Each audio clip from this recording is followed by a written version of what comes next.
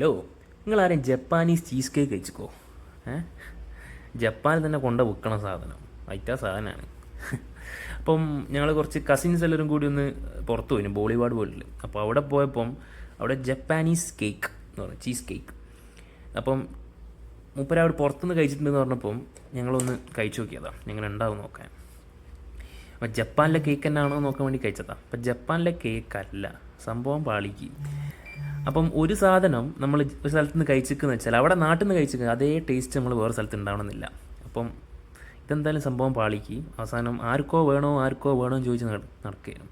ഞാനും കഴിച്ച് എനിക്ക് വലിയ ഇഷ്ടമായില്ല. പിന്നെ അതിൻ്റെ മുകളിലുള്ള ആ ഒരു ഫ്രൂട്ടുമായിട്ടുള്ള സംഭവങ്ങളൊക്കെ കൊള്ളാം. സ്ട്രോബെറി ഒക്കെ വെറുതെ കഴിക്കാം, അതൊക്കെ രസമുണ്ട്. അല്ലാണ്ട് ഇത് പണി പാളും. അപ്പം പോകുമ്പം ഒരു നാട്ടിലെ സാധനം വെച്ചിട്ട് വേറെ നാട്ടിൽ പോയിട്ട് നമ്മളത് കമ്പയർ ചെയ്ത് കഴിക്കാൻ നിൽക്കരുത്. കുട്ടികളൊക്കെ രക്ഷപ്പെട്ട്, കുട്ടികളൊക്കെ നൈസായിട്ട് ഐസ്ക്രീം വാങ്ങി കഴിച്ച് നമ്മളതും വെച്ചൊരു കുടുക്കം കുടുങ്ങിക്കും മോനെ.